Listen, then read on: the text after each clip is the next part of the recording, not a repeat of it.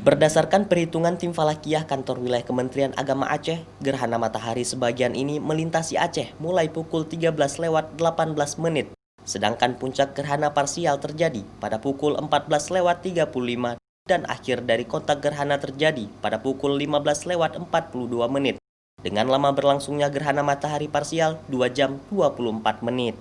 Aceh menjadi daerah pertama berlangsungnya gerhana matahari parsial ini, dan Sabang merupakan kota di Indonesia yang mengalami durasi gerhana parsial terlama, yaitu 2 jam 24 menit.